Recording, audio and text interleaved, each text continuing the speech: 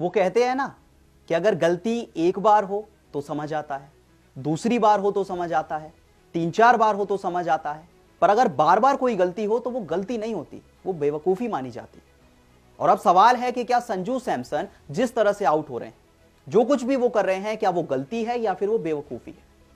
क्योंकि इंडिया और इंग्लैंड के बीच 3 मुकाबले बीत चुके हैं और तीनों मुकाबलों में संजू सैमसन का डिसमिसल एकदम कॉपी पेस्ट था। तीनों मैचेस में जोफ्रा आर्चर आते हैं, थोड़ी एक्स्ट्रा पेस लेकर आते हैं, वो बाउंसर डालते हैं और संजू आउट हो जाते हैं। और जैसा मैंने कहा कि अगर एक बार होता तो समझ आता है, 2 बार होता तो समझ आता है, पर 3 बार ऐसा हो चुका है। सेम बॉल, सेम तरह से, सेम पेस पे, सेम बॉलर को हर बार संजू सैमसन आउट हो जाते हैं। और अब सवाल उठ रहा है कि संजू सैमसन को हो क्या गया है। सवाल आकाश चोपड़ा ने उठाया था, तीसरे मुकाबले से पहले भी उठाया था और दोबारा से उन्होंने उठाया। एक सिमिलर तरह से संजू सैमसन का डिसमिसल देखा गया है और दिक्कत यह है, एक बार हो तो समझ आता है, 2 बार हो तो समझ आता है, 3 बार ऐसा हो चुका है। तो क्या संजू सैमसन अपनी कमियों को ठीक नहीं कर रहे? क्योंकि ये तो हर बार की दिक्कत है ना कि संजू सैमसन को जैसे ही मौके दिए जाते हैं, कुछ मैचेस वो अच्छा खेलते हैं, फिर मौकों को खराब करते हैं। और अब सच में लग रहा है कि संजू सैमसन अपने सारे मौकों को गंवाते जा रहे हैं। मतलब आप खेले थे, आप बहुत अच्छा खेले थे, सबने तारीफ भी की थी, पर आपको वो कंटिन्यू करना होगा। इंडियन टीम में आप बहुत टाइम तक ऐसे नहीं खेल पाएंगे, पीछे लाइन बहुत लंबी होती जा रही है। खैर, अभी ये सब बातें करने का उतना ज्यादा लॉजिक नहीं है, क्योंकि हम सब जानते हैं कि साउथ अफ्रीका सीरीज में संजू सैमसन ने क्या परफॉर्मेंस दिखाया था, कितने रन बनाए थे, कितने शतक लगाए थे, हम सब जानते हैं। लेकिन आकाश चोपड़ा ने एक सवाल उठाया है कि क्या संजू सैमसन का जो एक मोड ऑफ डिसमिसल है वो एकदम सेम हो गया है। रिसेंटली उन्होंने एक वीडियो में बातचीत की संजू सैमसन के बारे में।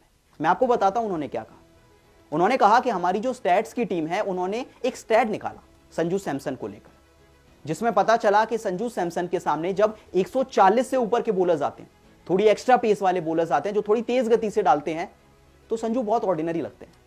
संजू ऑर्डिनरी लगते हैं, वो रन नहीं बना पाते, वो परफॉर्म नहीं कर पाते और इवेंचुअली आउट हो जाते। ये एक ट्रेंड सा हमने देखा है। मतलब साउथ अफ्रीका सीरीज उन्होंने 3 सेंचुरी लगाई, हम सबको पता है, पर उसके साथ साथ वो 0 पे भी आउट हो रहे थे। अच्छा खेल रहे थे पर कंसिस्टेंट नहीं थे, ये बात तो हम सब मानेंगे। अब इंग्लैंड के सामने पहले मैच में उन्होंने गस एटकिंसन को 22 रन मारे थे, पर वो गस एटकिंसन 150 वाली स्पीड के बॉलर नहीं थे, ना 145 वाले थे, वो एक नॉर्मल बॉलर थे। आपने 22 रन बना दिए, बहुत अच्छी बात है। लेकिन दूसरी सच्चाई ये भी है कि आप तीनों मुकाबलों में जोफ्रा आर्चर को आउट हुए, एक ही तरीके से आउट हुए, एक ही मोड ऑफ डिसमिसल से आउट हुए। तेज बॉल आती है, बाउंसर आती है, आप पुल करते हैं, आप आउट हो जाते हैं। तीनों मैच की सेम कहानी। तो अब सवाल उठने लगा है कि क्या संजू सैमसन जो कर रहे हैं वो सिर्फ एक गलती है या फिर वो बेवकूफी बन गई है? क्योंकि स्टैट तो सही कह रहा है, आप जब भी 140 से ऊपर खेलते हैं, 145, 150 खेलते हैं, आप आउट हो जाते हैं। इस पूरी सीरीज को आप देखिए, अगर गस एटकिंसन को छोड़ दें तो उन्होंने रन नहीं बनाया पूरी सीरीज में। ना आप जोफ्रा आर्चर को खेल पाते हैं, ना आप मार्क वुड को खेल पाते हैं, आप खेल ही नहीं पाते तेज गेंदबाजों को।